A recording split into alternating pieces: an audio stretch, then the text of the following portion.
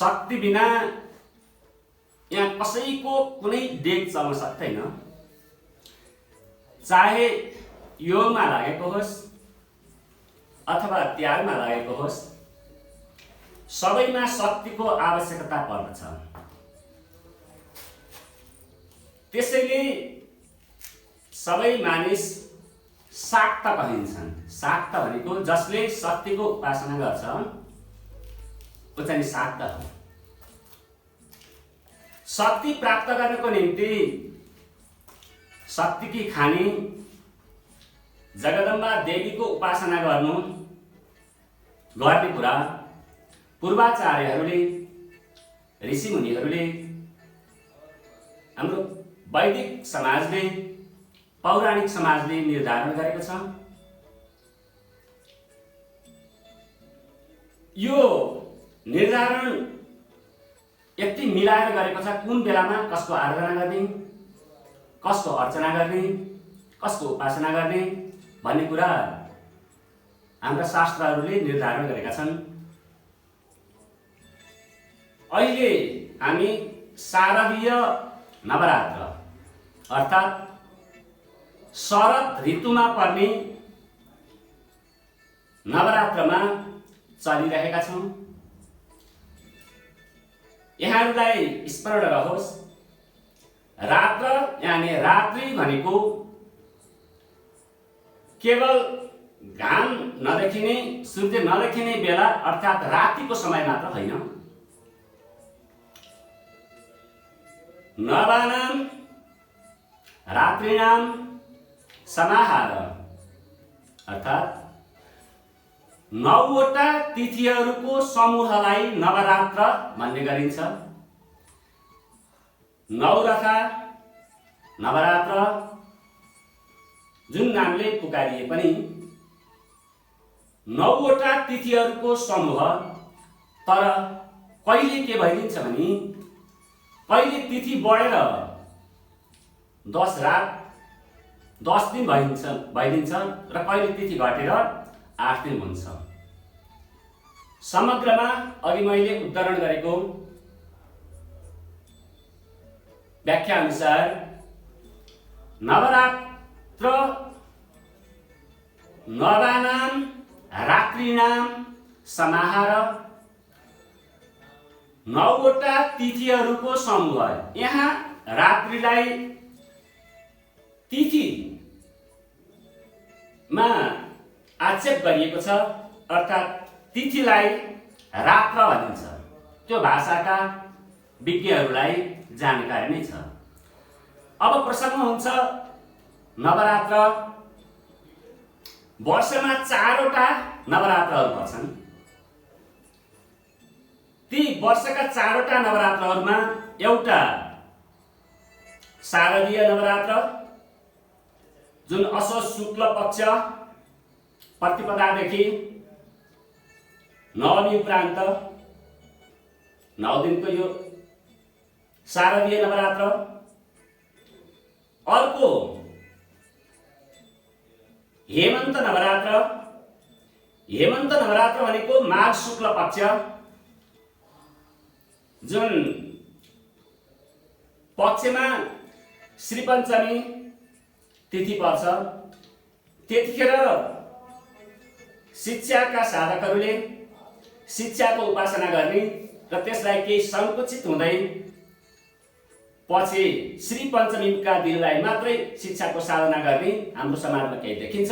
तर माघ शुक्ल पक्ष प्रतिपदादेखि को 9 दिनको तिथि समूह पनि नवरात्र हो।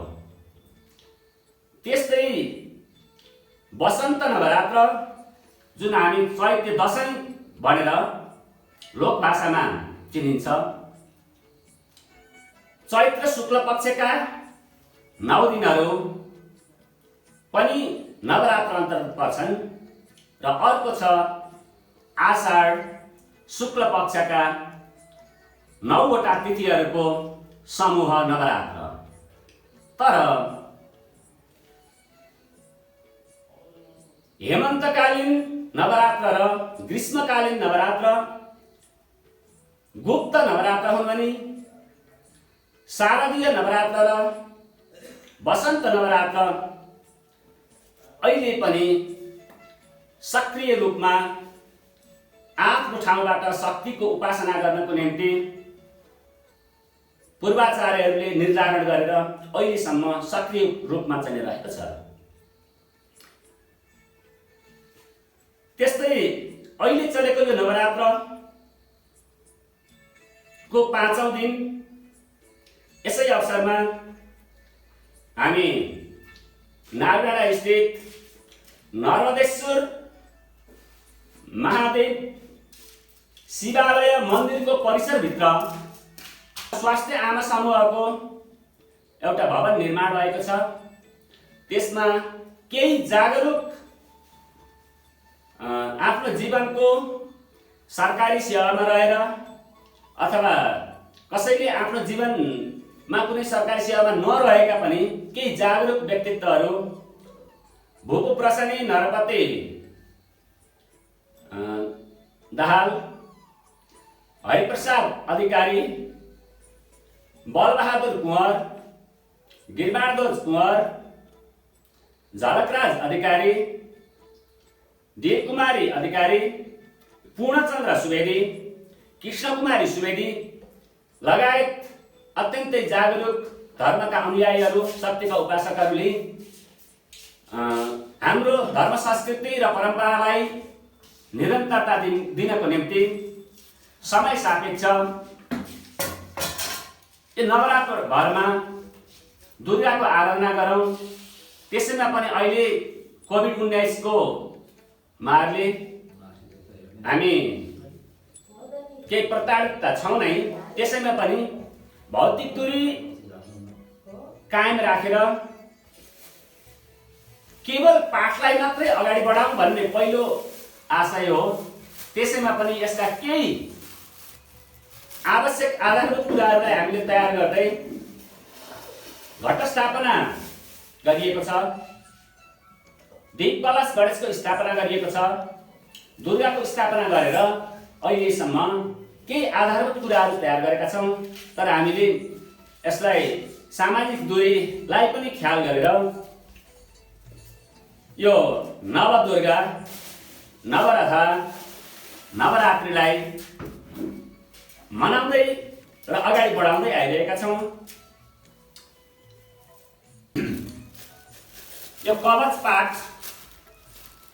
निवेदन गरे धेरै भक्तजनहरूले यो चण्डी त सधैँ पढियो, सधैँ हेरियो, तर यसको रहस्य के हो त्यो त थाहा भएन हामीलाई भनेर धेरैले धारणा राख्नुभयो, जिज्ञासा राख्नुभयो।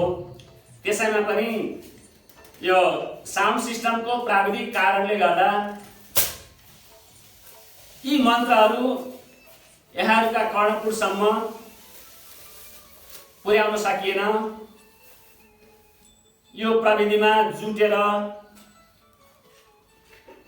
यो साउन्ड सिस्टम नमिल्दाखेरि अत्यन्तै हतार र दुखी हुनुभएका हाम्रा यहाँ प्राविधिक उसमा रहनुभएका साथीहरू अत्यन्तै दुखी हुनुभयो।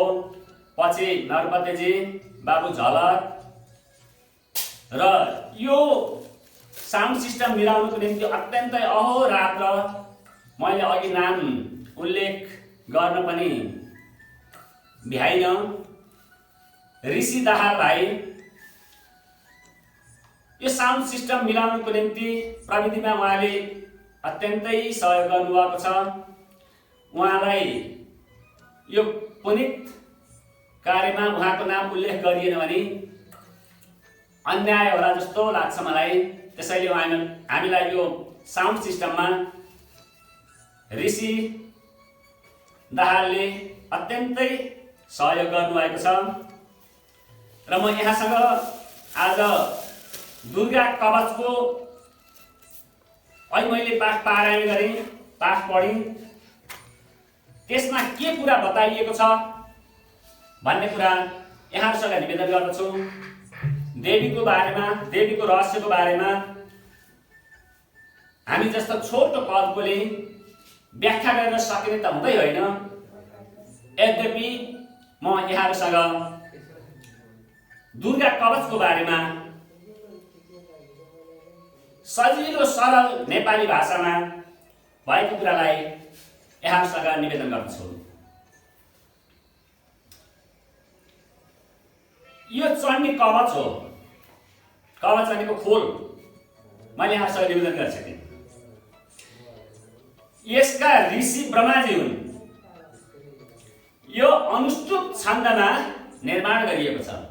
भनेको 8औं स्थानमा विश्राम, 16औं अर्धविश्राम, 16औं अक्षरमा विश्राम हुने गरी यो छन्दको बारेमा फेरि यसैमा 16 अक्षरका अरू छन्द पनि हुन्छन्, तर यसको मात्र म कुरा गर्छु।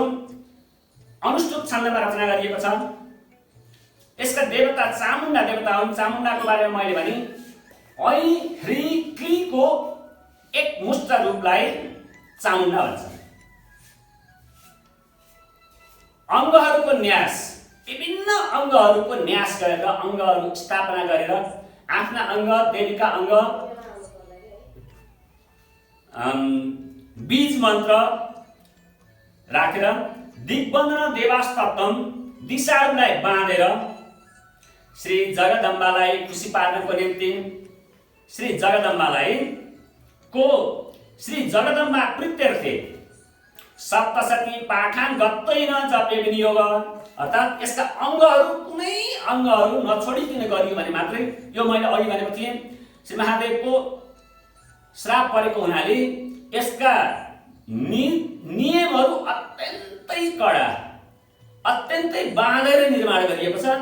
तिनलाई उत्किलन गर्नको निम्ति यसमा निर्देशन गरेको उत्किलन भनेको त किला उक्काउने भनेको क्या, त्यसलाई खोल्ने, सिद्धि प्राप्त गर्नको निम्ति जुन नियम जसरी पढ्ने, जसरी उपासना गर्ने त्यसरी गर्नुपर्छ। त्यसैले यो बाँधेको यो विनियोग जुन गरिएको छ, ओम अस्य श्री चण्डी कवचस्य ब्रह्म ऋषि अनुष्टुप छन्द चामुण्डा देवता अङ्गन्यासोक्तमा तरो बीजम दिग्बन्धन देवास्तप्तम श्री जगदम्बा प्रीत्यर्थे सप्तशती पाठाङ्गत्वेन जपे विनियोग। यी प्रत्येक अक्षर, प्रत्येक शब्दका अङ्गहरू पुर्याएर मात्रै पाठ गर्नुपर्ने हुन्छ। अब यसमा रहेको गुह्य कुरा यहाँहरूसँग म नेपाली भाषामा निवेदन गर्छु। सुरुबाट के छ? ओम नमः चण्डिकाय, चण्डिका देवीलाई नमस्कार छ। मार्कण्डेय उवाच, यहाँ ठाउँ ठाउँमा उवाच उवाच उवाच उचु भन्ने शब्दहरू यहाँले सुन्नुभएको होला। उवाच भनेको भन्नुभयो, कहनुभयो भन्ने अर्थ हो। म पाठ अगाडि गरेको छु, केवल थोरैबाट मात्रै म यहाँहरूसँग नेपालीमा सुरु गर्छु। यद् गुह्यं परमं लोके सर्वरक्षा करं नृणां एन्नकस्य चिदाख्यातं तन्मे ब्रूहि पितामहं। यद् गुह्यं अत्यन्तै गोपनीय भनेको है।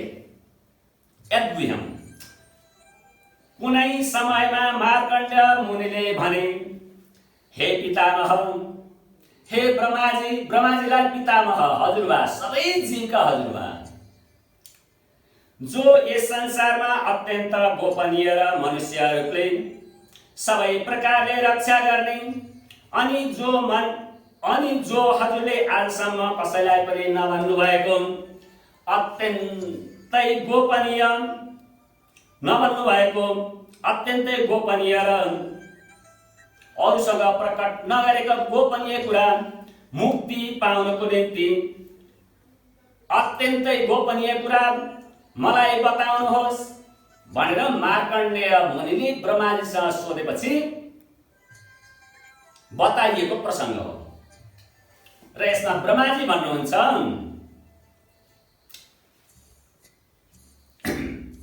यस्तो ब्रह्माजी भन्नुहुन्छ, अस्ति गुह्यतमं विप्र सर्वभूतोपकारकं देव्यास्तु कवचं पुण्ये तत्सेनु शुभहामुने। हे ब्रह्मन, यस्तो साधन केवल देवीको कवच नै छ। यो छोटो समयमा ऐश आराम सच्चिदानन्द प्राप्त गर्ने, अत्यन्तै आनन्द प्राप्त गर्नको निम्ति यसलाई मैले भने यहाँसँग आनन्द यति व्यापक छ, आनन्दभन्दा ठुलो कुरा केही पनि छैन। धन सम्पत्ति, छोरा छोरी, जान परिवार, ऐश आराम, मोज मजा, ती सबैको समष्टि रूप आनन्द हो। त्यसैले सबै कुरा आनन्द प्राप्त गर्नको निम्ति देवी कवच पाठ गर्नुपर्छ। देवी कवचले निर्देशन गरेका निर्देशनहरू पालन गर्नुपर्छ। यो अत्यन्तै गुह्य गोप्य कुरा हो। यसले अत्यन्तै पवित्र गराउँछ र सबै प्राणीहरूलाई उपकार गराउने पनि यही कवच नै हो। यो श्रवण गर, यो सुन र यो सुनाऊ भनेर ब्रह्माजीले मार्कण्डेयलाई बताउनु भयो। देवीका 9 मूर्ति छन्, तिनीलाई नवदुर्गा भन्दछन्। तिनको नाम के हो भने पहिलो शैलपुत्री, दोस्रो ब्रह्मचारिणी, तेस्रो चन्द्रघण्टा, चौथो कुष्माण्डा, पाँचौं स्कन्दमाता, कात्यायनी, छैटौं कालरात्रि, सातौं आठौंमा महागौरी, नवौंमा सिद्धिदात्री। यी प्रत्येक नामका आफ्नै आफ्नै रहस्यहरू रहेका छन्। यिनै 9 नामले प्रसिद्ध नवदुर्गा देवीहरू छन् भनेर ब्रह्माजीले मार्कण्डेयलाई बताउनुभयो।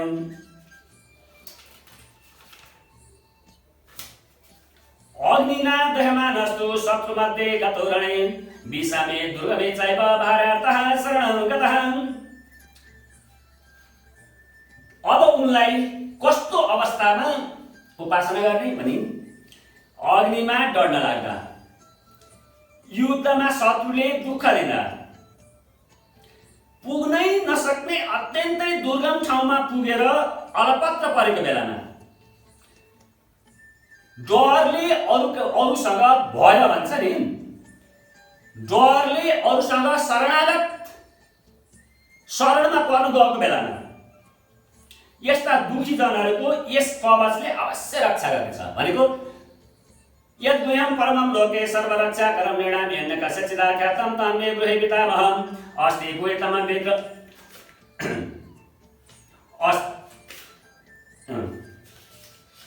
पितामह अस्ति गुह्यतमं वेद सर्वभूतोपकारकं गरेर यो चण्डी कवचमा भएका मन्त्र संख्याहरू यता कता कस्तो देखिएको छ भने यी मन्त्र संख्याहरू 56 वटा मन्त्रहरू छन्। सुरुबाट पनि ओम यद्गुह्यं परमं लोके सर्वरक्षाकरं नृणाम्, अन्तिममा गइसकेपछि लभते परमं रूपं शिवेन सह मोदते। ओमले ओमदेखि ओम भित्रको शब्द समूहलाई अर्थ लाग्ने शब्द समूहलाई मन्त्र भन्छ। त्यसैले यो कवच पाठ गर्दा, मन्त्र पाठ गर्दा ओम यद्गुह्यं परमं लोके बाट लभते परम रूपम शिवेन सह मोदते ओम नगरिकन त्यो मन्त्र पूर्ण हुन सक्दैन। यहाँ प्रसङ्ग केबाट थियो भने जस्तो सुकै दुःख आपद विपद परेको बेलामा, अभाव भएको बेलामा, दारिद्र्यताले छोएको बेलामा, कुबुद्धि लागेको बेला सबै अवस्थामा यो दुर्गा कवचलाई स्मरण गर्न सकियो भने आफ्ना सबै सिद्धिहरू प्राप्त हुन्छन् भनेर ब्रह्माजीले मार्कण्डेयलाई बताउनु भयो। यो कवच पाठ गर्नेका घरमा सर्वदा कल्याण होला, कहिले पनि आपत्ति पर्ने छैन, शोक दुख भय पनि हुने छैन। यहाँहरूलाई भय भय भय भय भनेको डर हो है। जबसम्म मान्छे निर्भय हुँदैन तबसम्म कतैबाट पनि उन्नति र प्रगति हुन सक्दैन। सधैँ डरै डर, अर्काको तापस, अर्काले यसले के भन्ला, ओ मैले के गरेँ भन्दा भन्दा त्यो मान्छे भित्र जठराग्निले पोलिराखेको हुन्छ। जठराग्नि भनेको पेटभित्रको जुन तातोपना, पेटभित्रको आगो छ त्यो आगोले भित्रभित्र खार परेको हुन्छ। त्यसैले हामीले कहिल्यै पनि निर्भय भय हट्यो भने मान्छे मुक्त भयो, पुरुष मुक्त भयो, महिला होस् पुरुष होस्। भय हटाउन सक्यो, भय भनेको डर हो, भय भनेको त्रास हो। त्यो त्रासलाई हटाउन सक्यो भने मुक्त भयो। त्यो त्रास केले हटाउने त भन्दा शक्तिको उपासना। शक्तिको उपासना भनेको चण्डी पाठ, चण्डी अन्तर्गत कवच पाठ। यहाँ चाहिँ उल्लेख गरिएको भय भएन भने हाम्रा सबै दिशाहरू खुले, दिग दिगन्तरसम्म आफूले जे गर्न सकिन्छ दिशाहरू खुले। भय हटाउन सकियो भने त्यो भय हटाउनको निम्ति दुर्गा कवच अत्यन्तै उपकारी उपयोगी साधन हो। त्यस्ता व्यक्तिलाई जसले अघि मैले भनेको थिएँ भगवान रामचन्द्रले युद्धमा जानुभन्दा अगाडि दुर्गा कवच, दुर्गाको पूजा, दुर्गाको आराधना गरेर अगाडि चाहिँ बढ्नुभएको थियो राक्षसलाई संहार गर्नको निम्ति, रावणलाई संहार गर्नको निम्ति। त्यसैले युद्धमा पनि नापदम तस्यश्यामी शोकम दुःखम भयं, अर्थात् त्यस्तो न तेषां जाते किञ्चित् अशुभं रणसङ्कटे, लडाईँको युद्ध भूमिमा जानको निम्ति युद्ध भूमिमा गएर देवी कवचको स्मरण गर्छ भने पनि त्यस्तालाई कुनै कष्ट चाहिँ पर्ने छैन। जसले भक्तिपूर्वक दुर्गाको सेवा गरेका छन् तिनले निश्चय नै सिद्धि प्राप्त गर्दछन्। हे देवेश्वरी, जो तिम्रो शरणमा चिन्तन गर्दछन् तिनलाई तिमी रक्षा गर्दछौ, यसमा कुनै पनि शङ्का छैन। प्रेतमा चढेकी देवी चामुण्डा र राँगामा चढ्ने बाराही देवी तथा ऐरावत हात्तीमा सवारी गर्ने इन्द्राणी एवं गरुड वाहन हुने वैष्णवी देवी, साँडेमा चढेकी माहेश्वरी, मयूर वाहन हुने कौमारी, हातमा कमलको फूल लिएर कमलमा बसेकी विष्णुमाया विष्णुप्रिया लक्ष्मी, श्वेत वर्ण अर्थात् सेतो वर्ण र साँडे वाहन भएकी ईश्वरी, अनेक आभूषण गर गहनाहरू धारण गरेर हाँसमा चढेकी ब्राह्मी अर्थात् सरस्वती, यी नवदुर्गा देवीहरू समस्त योगले सम्पन्न छन्। अर्थात् उनीहरूलाई अभाव भनेको केही पनि छैन।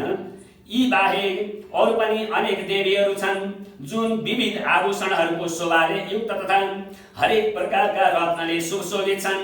हे देवीहरू, रथमा चढेका क्रोधले चुरमुरिएका देखिन्छन् र शङ्ख, चक्र, गदा, शक्ति, हलो, मुसल आदि हरेक आयुधहरू हातमा धारण गरेका छन्, हतियारहरू हातमा लिएका छन्।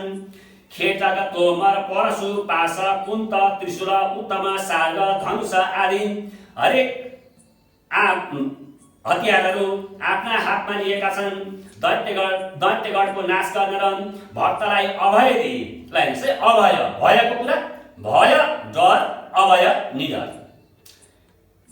दैत्यगणको नाश गर्नु र भक्तहरूलाई अभय दिई देवताहरूको कल्याण गर्नु, यही नै उनले शास्त्र धारण गरेको उद्देश्य हो। कवच पाठ थाल्नुभन्दा पहिले यसरी प्रार्थना गर्नुपर्दछ। महान रौद्र रूप, अत्यन्त घोर पराक्रम, ठुलो बल र महान उत्साहयुक्त हे देवी, तिमी महान भय नाश गर्ने गर्दछौ। तिमीलाई नमस्कार छ, तिमीलाई नमस्कार छ। तिमीतिर हेर्नु पनि कठिन छ। शत्रुको भय बढाउने हे जगदम्बिके, मेरो रक्षा गर। पूर्व दिशामा ऐन्द्री मेरो रक्षा गरून्, आग्नेय कोणमा अग्निशक्तिले मेरो रक्षा गरून्। दक्षिणे बतुबाराही, नैऋत्याम खड्गधारिणी, दक्षिण दिशामा बाराही र नैऋत्य दिशामा खड्गधारिणीले मेरो रक्षा गरून्। पश्चिम दिशामा बारुणी देवीले मेरो रक्षा गरून्। वायव्य कोणमा मृगवाहिनीले मेरो रक्षा गरून्। उत्तर दिशामा कौमारी र ईशान कोणमा शूलधारिणी देवीले रक्षा गरून्। हे ब्राह्मणी, तिमी माथिबाट मेरो रक्षा गर, वैष्णवी तलतिर मेरो रक्षा गरून्। सबको वाहन हुने चामुण्डा देवी, सबको वाहन हुने चामुण्डा देवी मेरो दशै दिशाको रक्षा गरून्, मेरो दशै दिशाको रक्षा गरून्। जया मेरो अगाडिबाट, विजयाले मेरो पछाडिबाट रक्षा गरून्। बायाँ भागमा अजिता र दक्षिण भागमा अपराजिता देवीले रक्षा गरून्। शिखा, उद्योग, तिनी र मस्तिष्कमा विराजमान हुने जुन शिरमा मस्तिष्कमा शिखामा हुने मस्तिष्कमा विराजमान भई उमा देवीले मेरो रक्षा गरून्। यसरी प्रत्येक अङ्ग अङ्गमा मालाधरीले ललाटको मालाधरी देवीले ललाटको रक्षा गरून्। आँखी भाउको यशस्विनी देवीले रक्षा गरून्। आँखी भाउको मध्यभागमा त्रिनेत्रा र नाकको एमघण्टा देवीले रक्षा गरून्। दुवै नाकका प्वालहरूमा मध्यभागमा शङ्खिनी र कानमा द्वारवासिनी देवीले रक्षा गरून्। कालिका देवी दुवै गलाको र शाकम्भरीले कानका मूल भागको रक्षा गरून्। नाकका सुगन्ध र माथिल्लो ओठमा चर्चिका देवीले रक्षा गरून्। तल्लो ओठमा अमृतकला र जिब्रोमा सरस्वती देवीले रक्षा गरून्। कौमारी दाँतको र कण्ठ प्रदेशको भनेको घाँटीको चण्डिका देवीले रक्षा गरून्। रुद्रघण्टीको चित्रघण्टा देवीले रक्षा गरून्। तालुको महामाया देवीले रक्षा गरून्। कामाक्षी देवीले चिउड र बाणीको बोलीको सर्वमङ्गला देवीले रक्षा गरून्। ग्रीवाको भद्रकाली र मेरुदण्डको धनुर्धरी देवीले रक्षा गरून्। नीलग्रीवाले घाँटीको बाहिरी भागमा र सम्पूर्ण नसाहरूको नलकुवरी देवीले रक्षा गरून्। दुवै काँधको खड्गिनी र मेरा दुवै बाहुले वज्रधारिणी देवीले रक्षा गरून्। दुवै हातको दण्डिनी र हस्तायुरो दण्डिनी र चेतम्बिका चाङ्गुली सुच अर्थात् दुवै हातको दण्डिनी र औँलाहरूमा अम्बिका देवीले रक्षा गरून्। सबै नगरको मूलेश्वरी देवीले रक्षा गरून्। पेटमा बसेर कुलेश्वरी देवीले रक्षा गरून्। दुवै स्तनहरूमा महादेवी र मनको शोक विनाशिनी देवीले रक्षा गरून्। हृदयको ललिता देवी र पेटमा भएको सुरधारिणी देवीले रक्षा गरून्। नारीको कामिनी देवीले रक्षा गरून् र गुह्य भाग गुप्त भागहरूका गुप्ताङ्गहरूको गुहेश्वरी देवीले रक्षा गरून्। पुतना र कामिकाले लिङ्ग र महिषवाहिनी बुधाको रक्षा गरून्। कोठी भागमा भगवती र विन्ध्यवासिनीले घुँडाको रक्षा गरून्। सम्पूर्ण कामनाहरू दिने महाबला देवी दुवै तिघ्राको रक्षा गरून्। दुवै गोलीगाठामा नारसिंह र गुल्फायोरो नारसिंह हिंस पाद पृष्ठे तु तैजसी पादाङ्कुली सुश्री रक्षेत पादादश तलवासिनी दुवै गोलीगाठाहरूमा नारसिंह र दुवै खुट्टाका पृष्ठभागको पछाडिका भागको तैजसी नाम गरेकी देवीले रक्षा गरून्। खुट्टाका औँलाको श्रीदेवी र पैतालाको तलवासिनी देवीले रक्षा गरून्। आफ्ना ताराले डर लाग्दै देखिने दष्ट्रा कराली नखान दष्ट्रा कराली च केशश्चैबोत केशिनी रोमकुपेषु कौबेरी त्वचम्बाई सुरेश तथा अर्थात् आफ्ना ताराले डर लाग्दै देखिने द्रष्टा कराली देवीले नमको र ऊर्ध्वकेशिनी भनेको रौँहरू माथि ठडिएका उल्टा रौँ भएका ऊर्ध्वकेशिनी देवीले रक्षा गरून्। कौबेरी देवी रोमकूपको र रौँहरूको र छालाको बागेश्वरी देवीले रक्षा गरून्। रक्त मांस बोसा मज्जा हाड र मोदको शरीरका प्रत्येक अङ्ग प्रत्यङ्गहरूको रक्त मांस बोसो मज्जा हाड र बेलाको पार्वती देवीले रक्षा गरून्। आँखको कालरात्रि र पित्तको मुक्तेश्वरी देवीले रक्षा गरून्। मूलाचार आदि कमल कोषहरूमा पद्मावती र हाम्रो जुन शरीरका नाडीहरू षट्चक्र हुन्छ त्यसको प्रसङ्गमा मूलाधार आदि कमल कोषहरूमा पद्मावती र कफमा चूडामणि देवीले रक्षा गरून्। नङका तेजको र जसको कुनै शास्त्रले भेद हुन सक्दैन कुनै शास्त्रले पनि काट्न सक्दैन ती अभेद्या देवी शरीरका सबै सन्धिहरूको रक्षा गरून्। ब्राह्मणी मेरो वीर्यको रक्षा गरून्। छत्रेश्वरीले मेरो छायाको रक्षा गरून्। धर्मधारिणी देवी मेरो अहङ्कार मन र बुद्धिको सुरक्षा गरून्। वज्रधारण गर्ने वज्रस्था देवी मेरो प्राण अपान ज्ञान उदान र समान वायुको रक्षा गरून्। कल्याण शोभना देवीले मेरो प्राणको रक्षा गरून्। रस रूप गन्ध शब्द र स्पर्श यी विषयको अनुभव गर्दा योगिनी देवी र सत्वगुण रजगुण तथा तमगुणको सदैव नारायणी देवीले रक्षा गरून्। आयुको बाराही र धर्मस्व वैष्णवी देवीले रक्षा तथा चक्र धारण गर्ने चक्रिणी देवी यश कीर्ति लक्ष्मी धन र विद्याको रक्षा गरून्। मेरो गोत्रको इन्द्रियाणीले रक्षा गरून्। मेरा पशुहरूको चण्डिकाले रक्षा गरून्। मेरा पुत्रहरूको महालक्ष्मी र भैरवी देवीले रक्षा गरून्। मेरो पत्नी भैरवी देवीले मेरो पत्नीको रक्षा गरून्। सुपथा मेरा बाटाको र सुपथा देवीले मेरो बाटोको र क्षेमकारी देवीले मेरो बाटोमा हिँड्दाखेरिको रक्षा गरून्। राजाको ढोकामा महालक्ष्मी र सबैतिर व्याप्त रहने विजया देवी सबै प्रकारका भयबाट मेरो रक्षा गरून्। स्मरण रहोस् भयलाई धेरै ठाउँमा धेरै पटक उच्चारण हुन्छ। त्यो भय नाश गराउनको निम्ति नै शक्तिको उपासना गरिएको छ।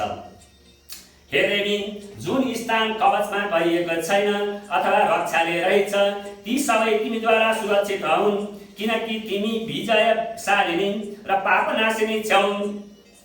आफ्नो कल्याण चाहने पुरुषहरूले अर्थात् मानिसहरूले सदा सर्वदा यो कवच पाठ गरेर जहाँ जाने इच्छा हुन्छ त्यहाँ जाओस्। कवच पाठ नगरी एक पाइला पनि नसारोस्। कवचद्वारा सुरक्षित व्यक्ति जहिले जहाँ जहाँ पनि जान्छ त्यहाँ त्यहाँ उसलाई धन लाभ र समस्त कामना पूर्ण पार्दै विजय लाभ हुन्छ। त्यो जुन जुन अभिष्ट वस्तुको चिन्तन गर्दछ त्यो त्यो निश्चय नै प्राप्त गर्नेछ। त्यस्तै यसै अवसरमा हामीले यो परम्परालाई धान्ने काम र हामीले अहिले जति जे सक्छौँ यसभन्दा पछाडि हामी यसलाई निरन्तरता दिँदै जानेछौँ।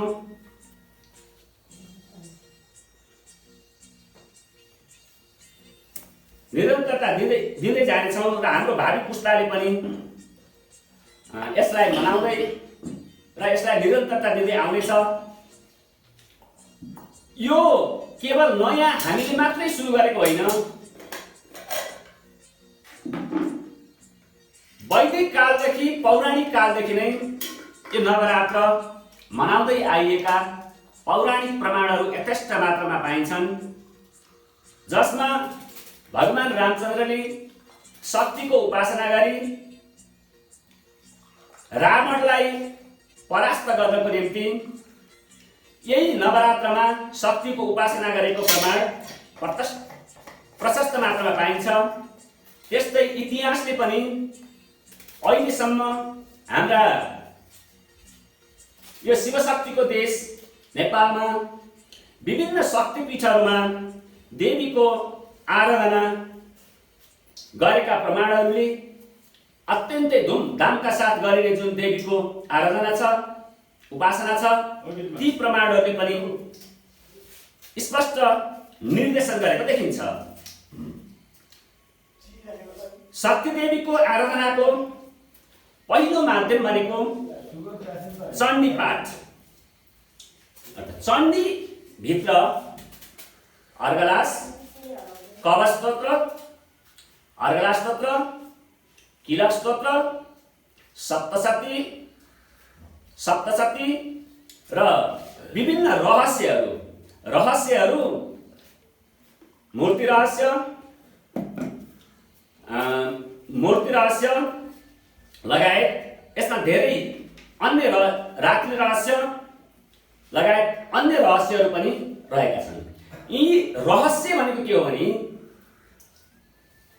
पहिला बुझ्दाखेरि सामान्य बुझिने, तर बदल्दै जाँदाखेरि अत्यन्तै धेरै कुराहरूलाई व्याख्या गर्नुपर्ने, तिनलाई रहस्य भनेर बताइन्छ। अनि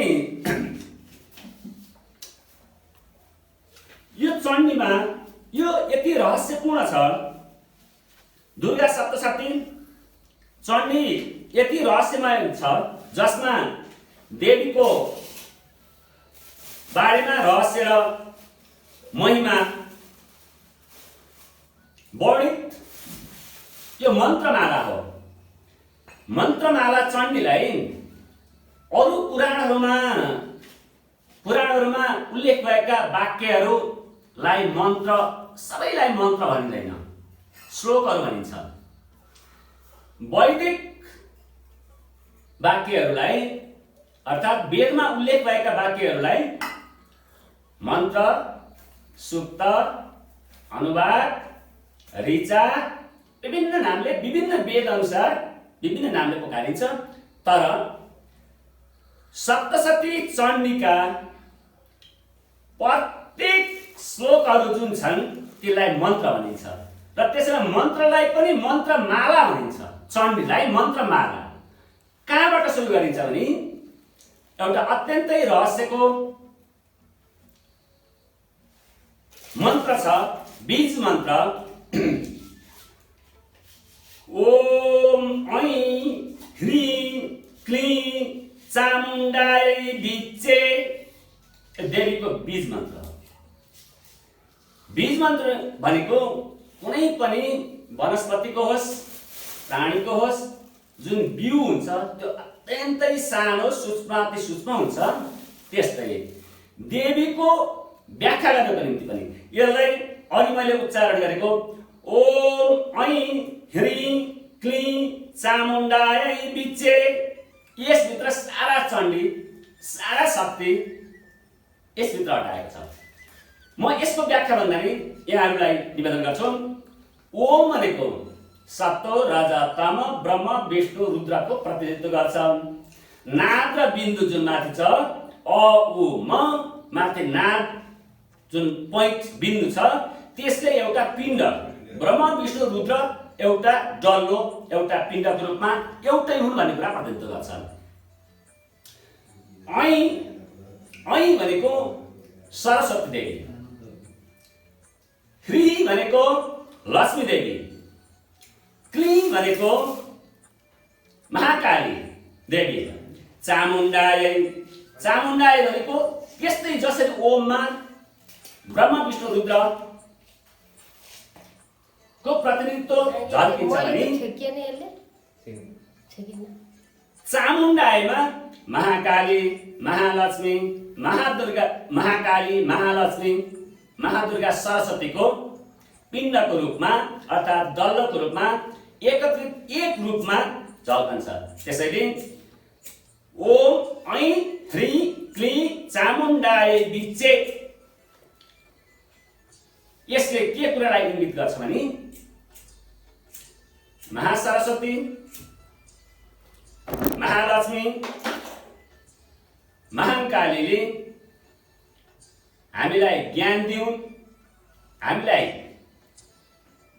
शक्ति दिउन्, हामीलाई विद्या दिउन् र हाम्रो अस्तित्व राखिदिउन् भन्ने आशय र अर्थ दिन्छ। तर यसको व्याख्या यतिमा मात्र सीमित भन्दैन। यसलाई नवारण अक्षर भन्छ।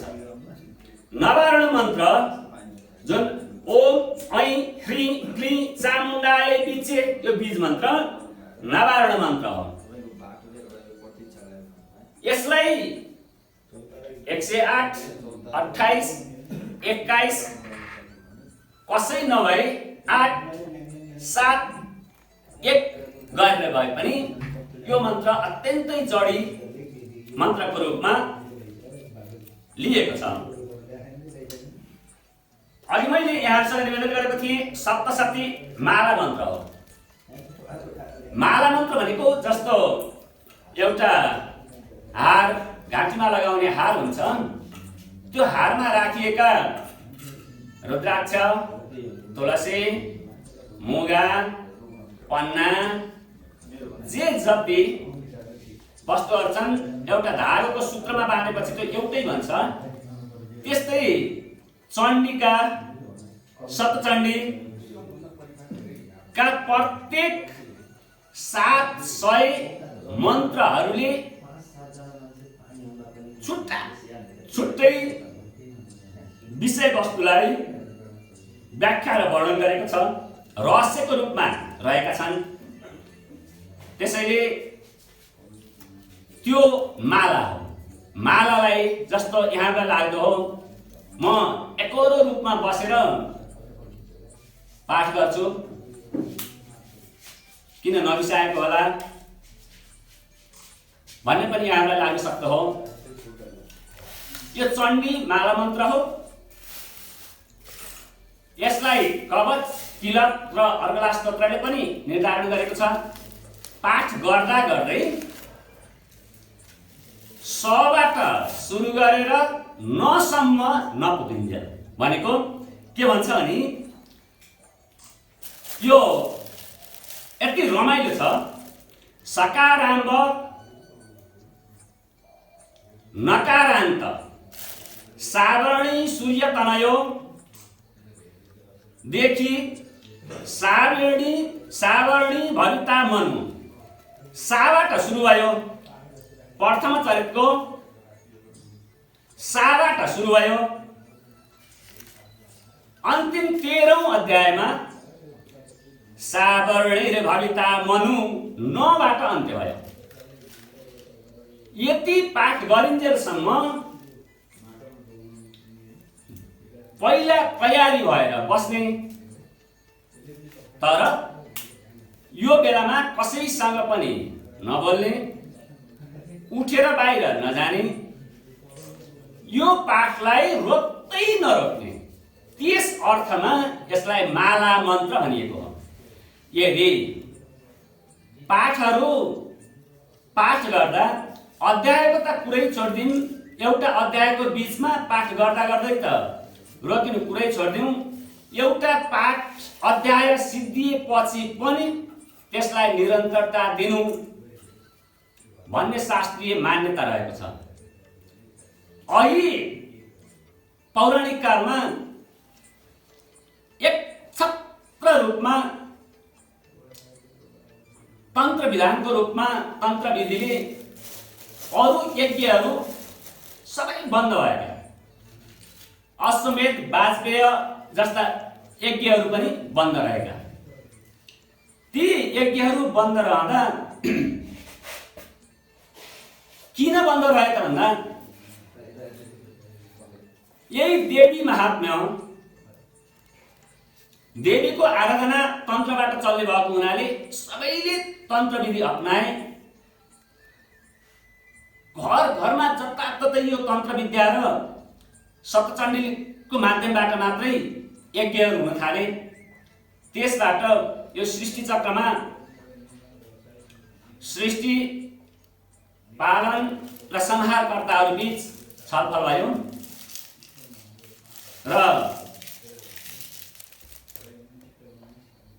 शिवशक्तिका अङ्ग शिवजी भनेको ज्ञानका देवता शिवजी हुनुहुन्छ। उहाँले यो सप्तचण्डीलाई एउटा श्राप दिनुभयो भन्ने पनि पूर्वाचार्य र शास्त्रीय प्रमाणहरू पाइन्छ। त्यसबाट के भइदियो भने चण्डीले सबै कुराहरू सिद्ध हुन्थ्यो, सबै प्रकारका मनोकामनाहरू पूर्ण हुन्थे। त्यो श्रापबाट यो चण्डीलाई कवच भनेको खोल राख्दिने, बाहिरबाट घेरिदिने, अर्गलास भनेको जस्तो हामी घर बनाउँछौँ, घर बनाइसकेपछि ढोकामा आग्लो, हामी सामान्य भाषामा औलो लगाउने भन्छौँ, आग्लो लगाउने। अनि किलक भनेको यी चुक्कुलहरू, जुन चुक्कुलहरू छन्, किलाहरू छन्, काटीहरू छन्, ठोकेर त्यसलाई बाँधेर राखियो। जसले यसको विधिपूर्वक मात्रै रहस्योद्घाटन गर्न सक्छ, उपासना गर्न सक्छ, त्यसले मात्रै सिद्धि प्राप्त गर्न सकोस् भन्ने हेतुले त्यसरी कवच, अर्गला स्तोत्र र किलक स्तोत्रले जसरी निर्देशन गरेको त्यसै अनुसार पाठ गर्नुपर्ने, त्यसै अनुसार कर्ता बस्नुपर्ने, त्यसै अनुसार उपासना गर्नुपर्ने भन्ने आशा हो। मैले यो के कुरामा पट्याएको भने जस्तो पाठ गर्दाखेरि, चण्डी पाठ गर्दाखेरि पाठ सुरु गरेको छ, उठेर म एकपट्टि जान्छु, बाहिर गएर आउँछु, म अरूसँग सरसल्लाह गर्छु, अरूसँग कुराकानी गर्छु भनेर त्यसबाट सिद्ध हुन सक्दैन। अक्षरहरू जुन जसरी उच्चारण गर्नुपर्ने हो त्यस अनुसार मात्रै उच्चारण होस्। यो पाठको विधि म अहिले पछाडि नेपालमा व्याख्या गर्ने बेलामा पनि आउँछु र त्यो पाठको विधि जुन विधिले गर्नुपर्ने हो, शास्त्रले जसरी निर्धारण गरेको छ त्यसै अनुसार गर्नु, जहाँ जुन छन्द छ त्यसै अनुसार गर्नु, त्यहाँ छन्दलाई मोडेर आफ्नो तरिकामा, आफ्नो लयमा ढालेर त्यसरी गर्न पाइँदैन। जस्तो छन्दहरूमा अनुष्टुप छन्द भन्यो, 16 अक्षरको हुन्छ, कहाँ विसर्ग हुन्छ, कहाँ रस्व हुन्छ, कहाँ दीर्घ हुन्छ, कहाँ कसरी कुन चिन्ह छ त्यो चिन्हलाई उद्धरण गरेर त्यसको पालना गरेर मात्रै पाठ गर्नुपर्ने हुन्छ। यदि त्यसरी पाठ गर्न सकिएन भने त्यसको सिद्धि प्राप्त पनि हुँदैन। यसमा त यति बेसरी भनिएको छ, म पछाडि भन्छु। यदि गलत तरिकाले पाठ चण्डी पाठ गर्छ भने त्यो अत्यन्तै अलाभ, अत्यन्तै अकल्याण, अत्यन्तै हानि हुन्छ भन्ने कुरा पाठ विधि निर्देशमा पनि दिएको छ। त्यसैले यसको रहस्यहरू जति कोट्याउँदै गयो त्यति धेरै हुन जान्छ। अब यसमा यो चण्डीभित्र जम्मा 793 श्लोक छन् चण्डीभित्र, है, शतचण्डीमा होइन। कवचमा, अर्गला स्तोत्रमा, किलक स्तोत्रमा गरेर 93 वटा र शतचण्डीमा 700 वटा श्लोक भएको हुनाले यसलाई शतचण्डी भनिएको। अब अर्को कुरा, शतचण्डी केवल 700 मन्त्रहरू मात्रै भएको हुनाले यसलाई शतचण्डी भनिएको होइन। यहाँहरूले हेर्नु होला, कतिपय ठाउँमा सप्तशती, कतिपय ठाउँमा सप्तशती, पातलो स, काटिएको प, तमाली त, मोटो स, तमाली तलाई इकार लगाएर सप्तशती छ। त्यो सप्तशती भनेको 700 श्लोकहरू भएको भनेको हो। तर त्यसैमा अर्को रहस्योद्घाटन के छ भने सप्तशती,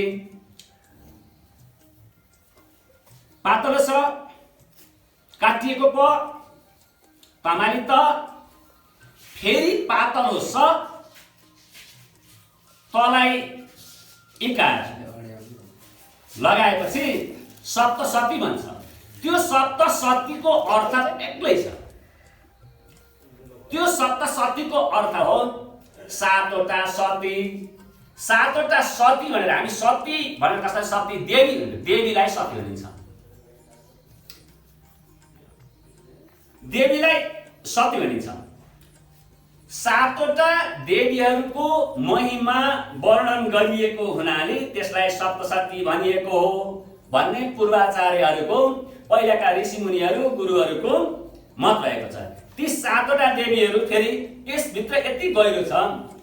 सप्तशतीभित्र 3टा भाग छ। प्रथम अध्याय, प्रथम चरित्र, 2, 3, 4 मध्यम चरित्र, 5 देखि 13 सम्म उत्तम चरित्र।